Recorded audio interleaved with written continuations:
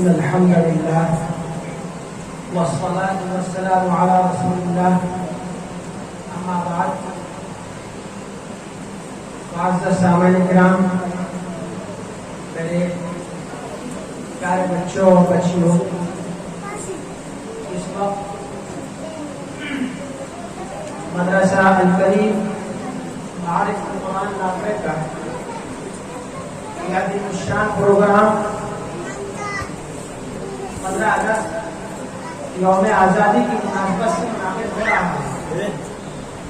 اس موقع پر تمام اہل بستی اور یہاں کے اساتذہ، ذمہ دار حضرات اور بچوں کے ماں باپ اور آپ سب کے سب قابل مبارکباد ہیں کہ آپ نے اس بنیاد پر نہیں کہ گھر گھر ترنگا ہو، اس کو آپ مد نظر رکھتے ہوئے نہیں جمع ہوئے ہیں۔ مجھے یاد ہے کہ اب تو بچے بڑے ہو گئے ہوں گے کہ جو آپ کی طرح یہاں پروگرام پیش کرتے تھے اور سب مل جل کر کے یہاں کی مساجد کے امام حضرات سبھی مل جل کر کے قاری شمشاد صاحب رحمۃ اللہ علیہ کے ساتھ بہترین پروگرام پیش کرتے تھے۔ آج بھی ان کے چھوٹے بھائی قاری شمشاد صاحب کریمی نے ہمت اور حوصلے کے ساتھ اپنے ساتھیوں کو ساتھ لے کر کے آپ سب کے سہیوگ سے اس پروگرام کو منعقد کیا ہے، وہ یقیناً قابل مبارکباد ہے۔ قاری شمشاد صاحب اللہ کی قبر کو نور سے بھرے، مجھے ہمیشہ دعوت دیتے تھے، لیکن میرے پاس آج کے دن اور یوم جمہوری یا 26 جنوری کو جو پروگرام ہوتے ہیں وہ اندازے سے زیادہ ہوتے ہیں اور 2-2 4-4 منٹ سمے لگانا ہوتا تھا، لیکن میں نے اس وقت ان سب کو چھوڑ کر کے یہاں کو ترجیح اس لیے دی ہے کہ وہ میرا بھائی دنیا سے چلا گیا، میری ذمہ داری بنتی ہے کہ میں جتنا میرے سے ہو سکے میں اپنے ساتھیوں کے ساتھ قدم سے قدم ملا کر، کاندھے سے کاندھا ملا کر چلتا رہوں، اور یہ صرف دنیا کے لیے نہیں، میرے سامنے اپنی موت کی منزل ہے، آخرت کی منزلیں ہیں، اللہ ان کو آسان فرمائے۔ میرے بزرگوں، اس پروگرام کے اندر ہم سب کے سرپرست محترم، یہاں کے سرپرست رہبر ملت حضرت الحاج پیر کی حافظ حسین احمد صاحب برکاتہ کو تشریف لانا تھا، اسی نسبت پر کہ قاری صاحب نہیں ہے اور میں حاضر ہوتا ہوں، لیکن جو حضرات یہاں موجود ہیں وہ جانتے ہیں حضرت کی طبیعت تقریباً 3 مہینے سے خراب چل رہی ہے اور انہوں نے سفر بالکل ترک کر رکھا ہے۔ میری آپ کی ذمہ داری بنتی ہے ان کے لیے اور اپنے تمام بزرگوں کے لیے دعا کریں، اللہ سب کو صحت قابلہ عاجلہ مستمرہ عطا فرمائے۔ حضرات گرامی قدر، جس طریقے سے آپ نے اس وقت میرا اور میرے وقت کا استقبال کیا، میں اس کے لیے آپ سب کا دل سے شکر گزار ہوں اور امید کرتا ہوں کہ آپ کی محبت اسی طریقے سے میں ملتی رہے گی۔ میرے آپ کے لیے سعادت کی بات ہے کہ میں اکیلا ہی چلا تھا، جانب منزل مگر لوگ آتے گئے، کارواں بنتا گیا۔ یہ میرے آپ کے بڑوں کی وہ دعائیں ہیں جن کے لیے وہ راتوں تڑپتے تھے کہ خدا بندہ اس خطے کو بھی انہی اہل اللہ سے، انہی علماء سے آباد کر دے جنہوں نے اس ملک کی دھرتی کو شرک سے، کفر سے، آپسی بھید بھاؤ سے، نفرتوں سے اور دیگر چیزوں سے پاک کر کے ایک شاندار گلدستہ دیا ہے، جس میں قسم قسم کے پھول اور مہک رہے ہیں۔ کوئی اسی طریقے سے خدمت کر رہا ہے اپنے ملک کی، کوئی اسی طریقے سے خدمت کر رہا ہے۔ آپ غور کیجیے، لوگ اہل مدارس کو، مساجد کے ائمہ اور مؤذنین و متولیان کو اور جو دین سے وابستہ حضرات ہیں، میں نے اپنی کانوں سے کہتے ہوئے سنا ہے اس دھرتی کے بوجھ ہے، حالانکہ مجھے سوچنا چاہیے کہ اس دھرتی پر جینے کے لیے جو تم اللہ وحدہ لا شریک کی نعمتوں سے سرفراز ہو رہے ہو، قسم خدا کی وہ انہیں دین کے ان بیٹھنے والے معصوم بچوں، ان کے اساتذہ اور مساجد کے ائمہ اہل اللہ کی برکتوں، کیوں آپ نے حدیث نہیں سنی؟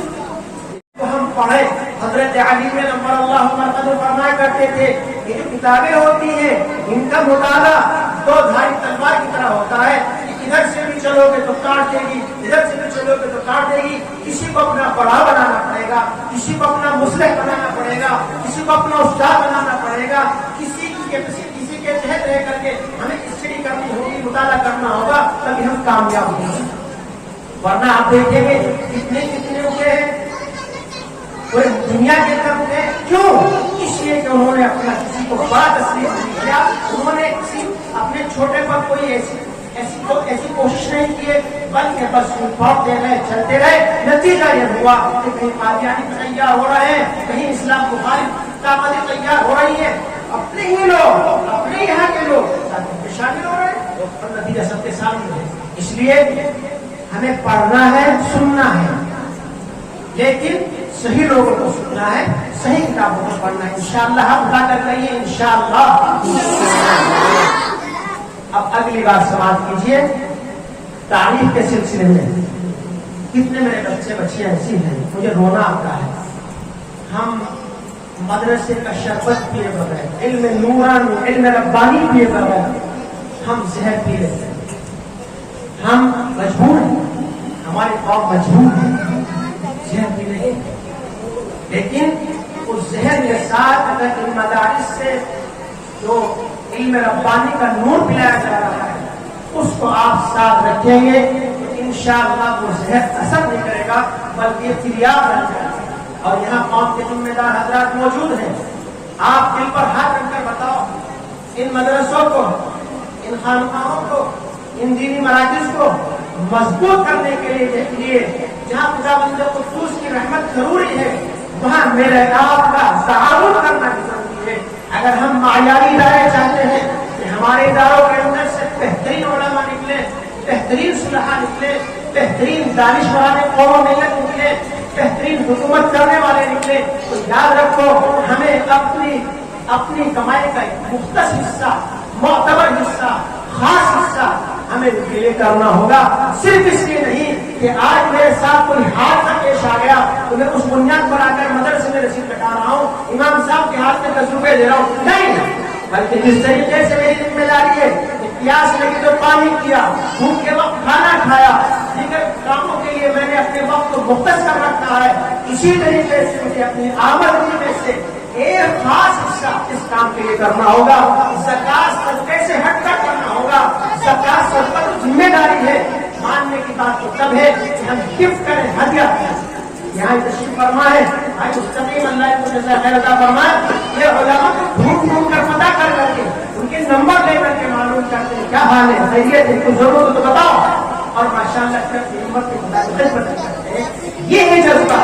ایسا نہیں کوئی ٹینشن ہوئی، پریشانی ہوئی، سنت کا حدیث میں صدقہ فلاح و تعالی بہت اچھی بات ہے، لیکن میرے بھائی اگر یہ مزاج ہم نے نہ بدلا تو جو صورت حالات ہے آئندہ کل اس سے اچھی کی امید نہ کیجیے بلکہ وہ کم ہو جائے. ہر انسان ہر چیز کی کوالٹی دیکھتا ہے، اچھا ہو، ایسا ہو، ویسا ہو، لیکن اس کے لیے خرچ بھی تو کرتا ہے نا. ہم ان کے لیے کیا کرنا ہے؟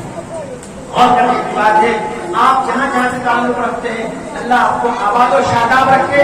اپنے محلے کے مکتبوں، اپنے محلے کی مسجدوں، اپنے علاقے کے مدرسوں میں جا کر کے ہماری ذمہ داری بنتی ہے کہ ہم ان کی خیر خبر لیں، ٹینشن سے فری کریں. اگر ہمارا استاد، ہمارا ناظم ٹینشن میں ہے تو ہمیں کیا دے سکتا ہے؟ ٹینشن ہی دے سکتا ہے.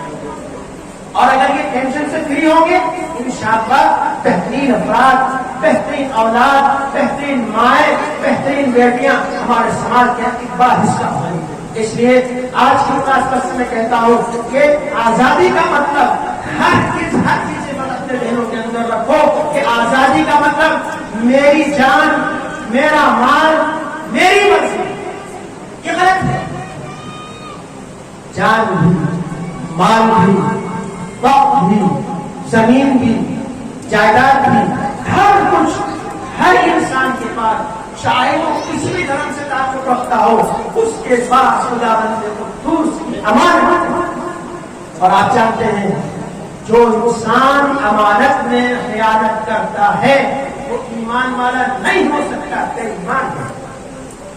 اس لیے بھی نعرہ کیسے لگا سکتے ہیں کہ ہماری مرضی کیسے؟ ہم تو تابع ہیں۔ ایمان والا تو کوئی ہے جو جس وقت خدا قدوس کا جو تقاضا اس کو پورا کر رہا ہے، اپنے سر کو تسلیم کر ہم کر رہا ہے، وہ تو ایمان والا ہے۔ اگر مرضی چلے گی تو ایمان والا نہیں۔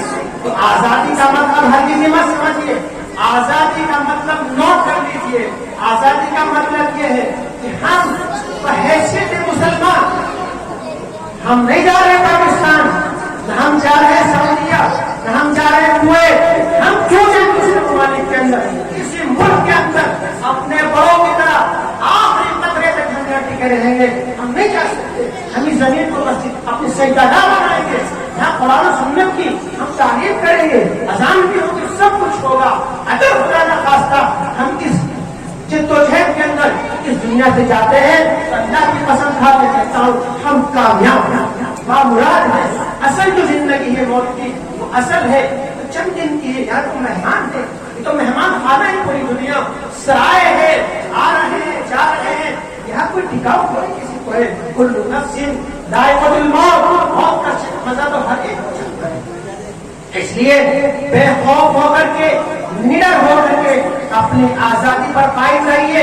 اگر آج بھی ہم ہماری ماں بہنیں بے پردہ ہیں تو ان کو غلام سمجھتا ہوں۔